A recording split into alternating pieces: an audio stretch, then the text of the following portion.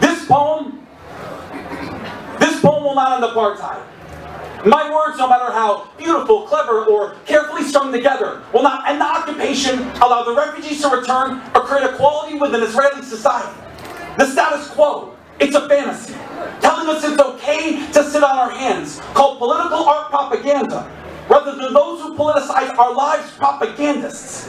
Every American and Brit should ask themselves this question: why are bombs and white phosphorus getting dropped on open-air prisons with money that should be going to pay for your educational expenses?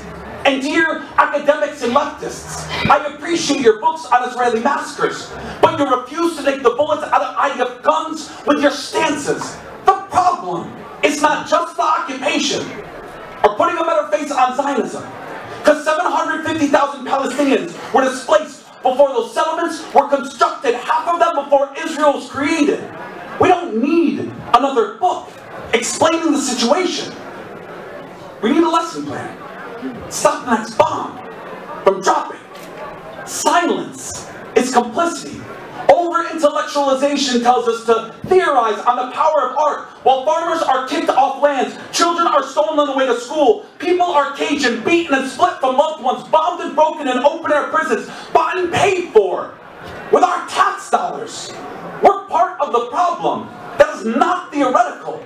I don't want to hug a segregationist, wave to at a separate water fountain, or appeal to from the back of the bus. A day will come, I swear to you all, when Zionists cower and embarrassment, deny involvement like those who profited off of Stephen Biko's lifeless body and Bobby Sands' empty stomach.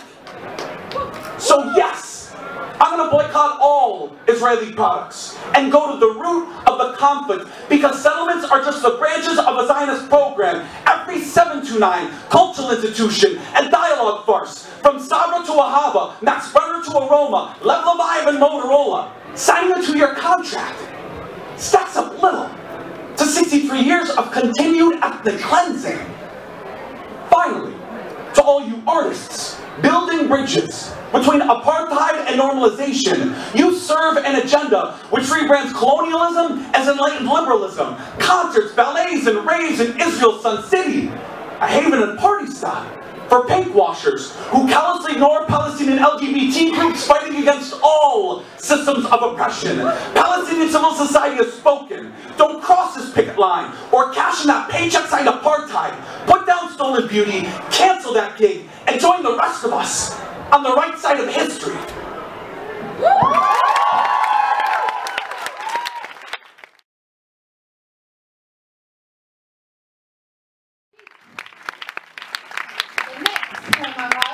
It's called Israeli Commemoration. Yeah, I remember recording that while ago.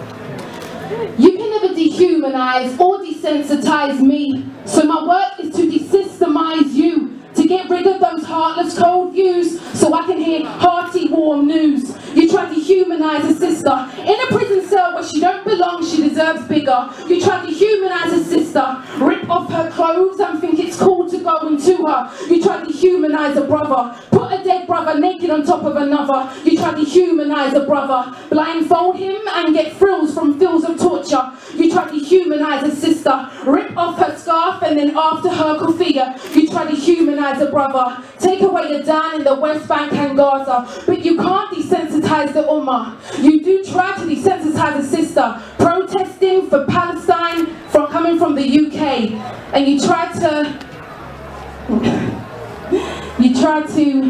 write the newspapers, making them biased within the West. And you try to dehumanize and desensitize a brother who can't get past the checkpoint to see his dying mother. And you try to desensitize another brother to try and be insensitive to his other Arab brother. This Israeli blockade is their evil, personalized Zionist law and order. You pigs are the animals. How can you build a wall encaging the ones who are not the animals? You built this wall to try and animalize me. But you don't understand the pride and blessing I have to be Palestinian. Look at the world in solidarity with me. Millions wearing my kufi Arabiyi. Not the Zionist ones with the fashion symbols, but the black and white kufi, the original. You can't desensitize a photo of a child whose home has just been bulldozed, or of those resistance signs on the wall, or of that family that keeps shouting out more slogans of hate against that existence state since 1940.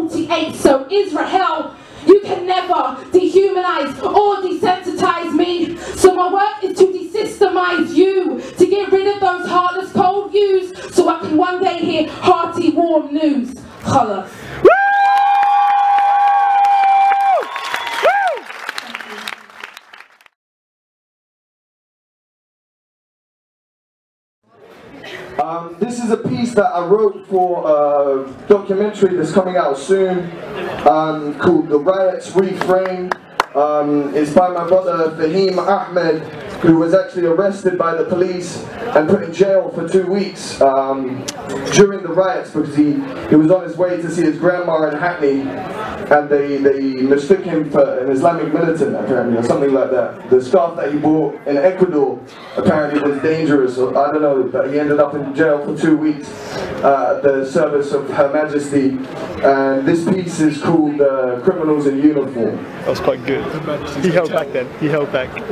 There's criminals in uniform, walking everywhere. Criminals in uniform, but no one seems to care. Nottingham to Birmingham, the riots fires flared. London to Manchester, the world saw and shared. Ealing to Hackney, people aimed anger at the cops. Tottenham to Brixton, people stole from corporation shops. Rest in power, Mark Duggan, you will never be forgot. Trying to unite the gangs, and for that, he paid a priceless cost. Cause police and politicians are just working for a richer boss. And they don't want to see unity in our communities. Nah, they'd rather see us rot. They say the riots weren't political, but let's take another look. Cause this white man is burdened by the things that white men took. Just look at our culture, I mean what is really ours? The tea in your hand, originally stolen from afar. Let's look at the context to find the real criminals. Media call rioters mindless animals. Well, they'll fill your mind with subliminals. British broadcast conditioning to young kids listening. The poor are to blame is what they're whispering. We speak the truth, so turn it off and just listen in. Like my brother said, the unheard's language will continue to be spoken as long as their voices are ignored and their throats are being choken. I don't cry when I see Halifax and banks smashed. I don't cry when I see racist pigs under attack. I don't cry, I analyse and then I feel to act. Cause if you're looking back, the truth hits you smack. The people are under attack. They've been looting and enslaving for many centuries, and now they can't oppress the world as much. So they'll tighten the grip on you and me, cut your job or lose your wages, while your rent remains the same or more. Can't you hear that? Of the bailiff at your door. Cause money's just a way for them to keep control, to make you work to fill that hole. But there's no price for your soul, not even your own weight in gold. But they'll put you down and buy you for a fraction of the cost, or worse, pay you a pittance to survive.